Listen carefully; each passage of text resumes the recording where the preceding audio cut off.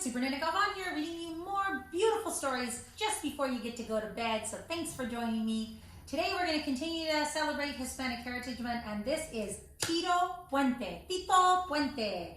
And he was a mambo king, el rey del mambo. And if any of you who know Mrs. Galvan, I love to dance. So I hope you like to dance too, or at least get your body moving a little bit during distance learning time with your wonderful PE teachers and music teachers, and maybe your regular teachers too. So we get to celebrate Tito Puente today. So thanks for joining us again. So otra vez en español, gracias por acompañarnos hoy.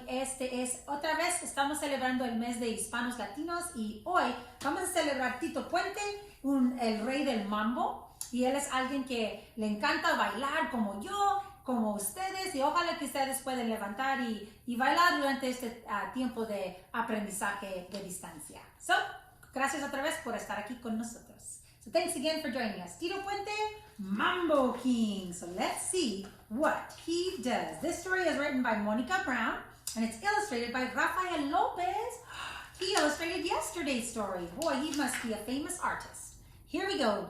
Ladies and gentlemen, boys and girls, clap your hands for Tito Puente. The Mambo King plays and sways as people dance the mambo, the rumba, and the cha-cha. Tum, tum, tum, tum, tum, tum, tum. Before he could walk, Tito was making music. He banged spoons and forks on pots and pans, windowsills, and cans. Tum, tum, tum, tum, tum, tum, tum, tum. He was so loud that his neighbors in Spanish Harlem said, "Get that boy some music lessons." And that is exactly what his mother did.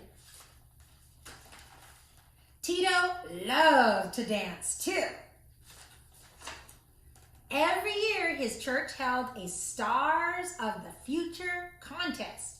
Little Tito danced and spun and tapped and drummed, and Tito won. He was named King of the Stars. Over the years, Tito became king 4 times because he was that good. When he wasn't playing music, Tito played baseball with sticks on the streets of his neighborhood. Bam! Slam! Look at that face. That's cool, right? He's hitting it good. Tito performed at parties, at restaurants, and even at nightclubs.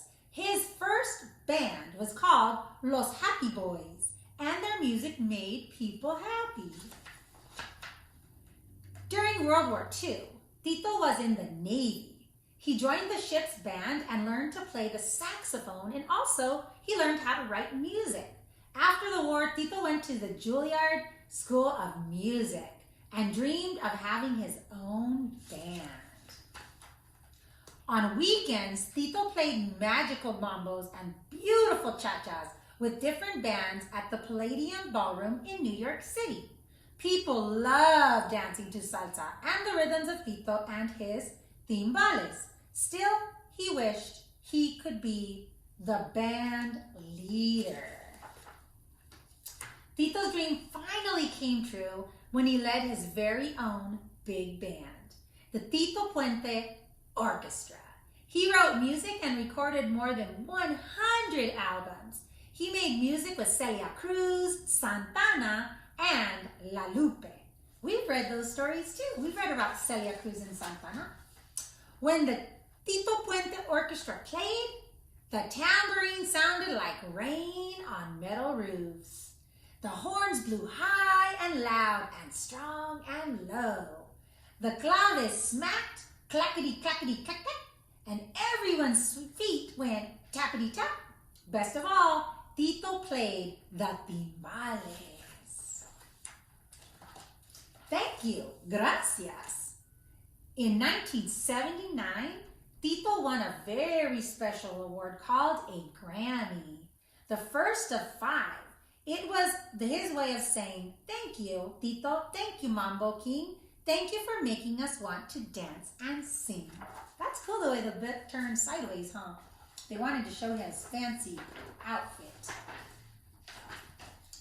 Tum, tika, tum, tum, tum, tum, tik, tik, tik, tum. The dancers twirled, the lights swirled, and the mambo went on and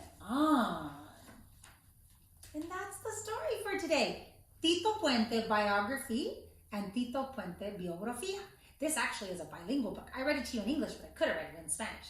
And just a little bit about Tito Puente to know what he is. I'm going to read you a little bit about who he is. So, he did die in June 1st of 2000, but here's a little bit about him. Ernest Antonio Puente Jr. was born at Harlem Hospital in New York City in 1923. Everyone in Spanish Harlem called him Ernestito or Tito for short.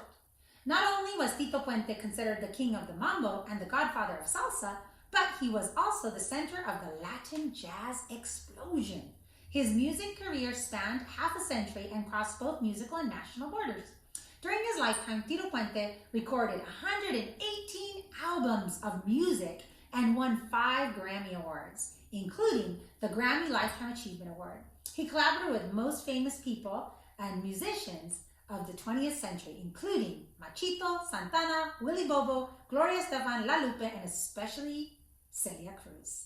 Tito founded the Tito Puente Educational Foundation, which offers scholarships to students to study music at the Juilliard School of Music. He wanted to inspire other musicians to pursue their dreams. So when you have music class with your teachers, we have beautiful, wonderful visual and performing art teachers here in Greenfield. Ask them about the Juilliard School of Music because it's a very, very famous school. It's kind of like a college that you can go to if you really want to learn more about music. And it's in New York City, kind of on the other side of the United States. But anyways, thanks for joining me today. Today is continuing to celebrate Hispanic Heritage Month, and Tito Puente was our selection for today. So thanks for joining me tonight. I wish you a really good bedtime story here. Good night, sleep tight, sending a great big bear hug from our family to you.